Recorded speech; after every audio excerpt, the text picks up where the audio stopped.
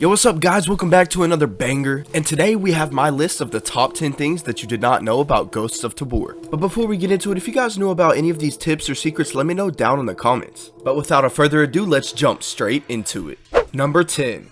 Alright guys, so starting off, a lot of you may not know about this. This is actually most likely coming in a future update, and this is the radio room. So obviously this room has not been developed yet. We can actually see what's behind this door right now in the beta version of the game. You have to glitch out of the wall and you're actually going to see what's behind the wall in the radio room. And as you can see, it looks like we're going to be able to place the computer parts in there to be able to mine Bitcoin. It almost looks like this part of the game is pretty much finished, and we'll have this feature in the game pretty soon. That's just a fun and unique thing that I thought not very many people would know. And personally, I think I am excited for this radio room. It gives you just one more thing to do in Ghosts of Tabor. Number 9. For the newer players, or for players who have returned to the game and haven't played the latest patch, they got rid of the little arm tablet and now we have a watch. As many of you know, your mic is open in game. The way to tell that your mic is open in game, what they used to have, a little mute button on your screen about this area. Now that is gone. On your watch, there's a little green light, as you can see, and when you put your hand over your mouth and you press the A button, so as you can see, now your mic is not on. And if I do it again, mic is on, so people can hear me right now, and hopefully I don't get shot. But yeah, so that is a nice little tip for those newer players, for players that are just now coming back into the game. It's not noticeable unless somebody tells you about it. If you've played the game with anybody, they'll most likely tell you to mute your mic, because you spawn into the game with your mic already on, and a lot of people die because they're just talking and not realizing that other players can hear them. Number 8. So coming in at our number 8 spot, there is a rare skull that spawns in the map Missile Silo. Now this rare skull is actually worth a good amount of money. It is something extra that you can go and check for every time you extract. If you go to this extract on Missile Silo, which is in the red room, there should be a rare skull that spawns in this corner right here. And yeah, just pick it up, put it in your bag, and go and sell it. Now who knew that human bones could be worth so much in Ghosts of Tabor? Number 7. So coming in at our number 7 spot, we got a great tip. Newer players especially will not think to turn this off. So as you can see, I have full body, and you can see your arms, your wrists, you can see everything. Full body is awesome, and it's great for immersion in VR. You're looting stuff on the ground and you're doing all this. So I'm like trying to grab this mag, and my cock's in the way, and I'm like, oh man, dude, my cock's in the way. Go to settings, and then you go to gameplay, and you go to player body.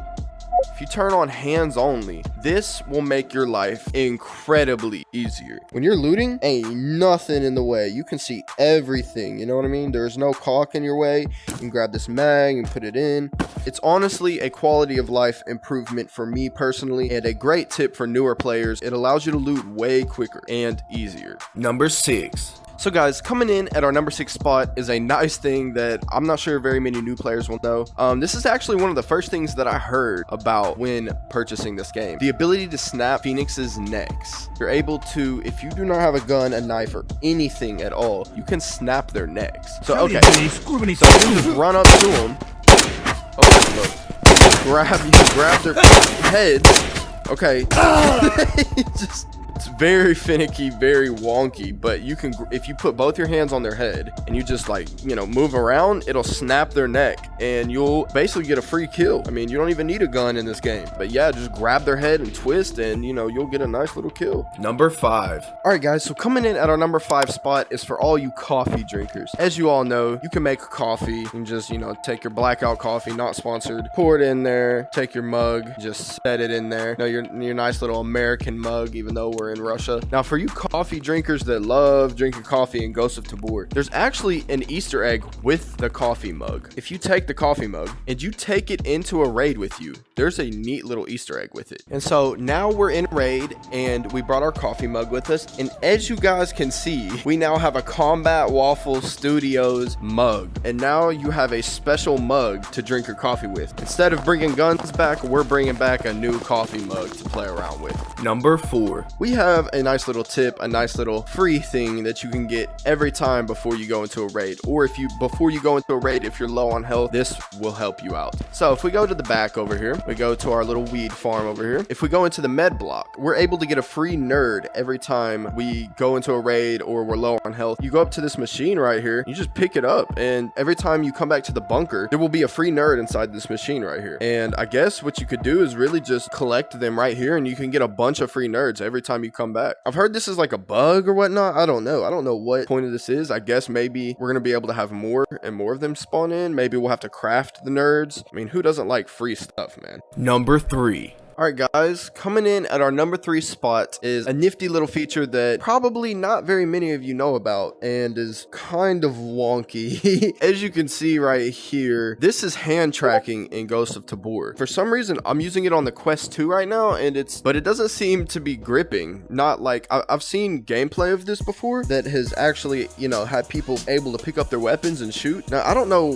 why hand tracking is in Ghost of Tabor, because there's a lot of controls. You have to move, you have to crouch. I don't know how practical this is, but it is in the game, and it's wonky as hell right now. I'm not gonna lie to you, but hopefully like I said, they do implement this into the game, because it would be very cool to try to get some kills with hand tracking. Number 2. All right guys, so coming in at our number 2 spot, it's another tip that is very, very helpful in Ghost of Tabor. One that I wish I knew when I started playing the game. So as you know, in Ghost of Tabor, you get the height calibration every time you boot the game or whatever when you first start playing the game. And they have different options. They have, calibrate height. That's for when you're standing up. Most people are going to be playing this game while standing up. And they also have a seated mode. If you calibrate the height, you are not able to crouch in game. You have to manually crouch and pick things up. And in this game can be a really bad hassle. Now, on this screen, what you're going to want to do is stand up and click calibrate seat. You're going to want to play in seated mode while standing up. So while you're standing up, now instead of, reaching for that drawer and actually physically bending over, press the left stick, and wow, dude, now I'm crouched, and now you can just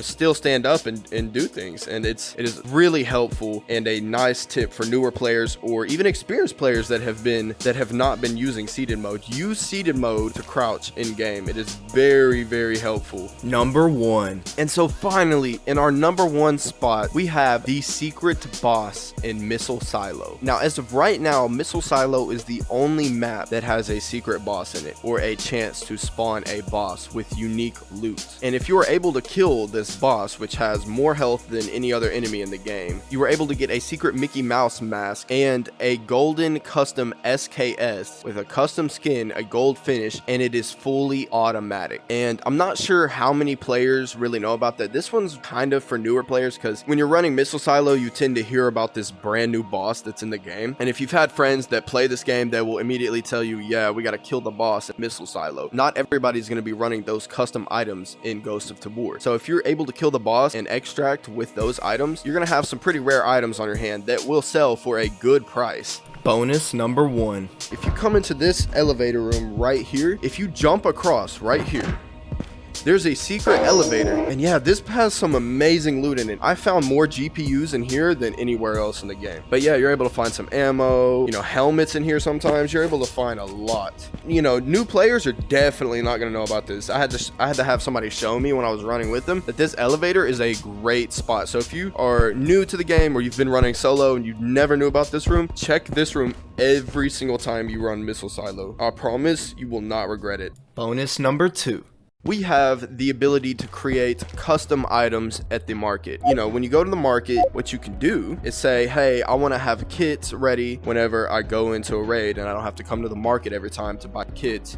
This works for anything, even weapons. You can take a chest rig, then you can go back to the armor modules, take the primary ammo module, put them on there first before you buy it. Now, if I scan this chest rig, instead of just scanning all the items separately, now I have a custom chest rig. And so I'm going to favorite it and I'm going to buy it. As you can see, we have our custom chest rig. And if I receive items, hey, it's going to have the items on it instead of having just, the chest rigs, then the ammo modules, then putting them on in the trade room.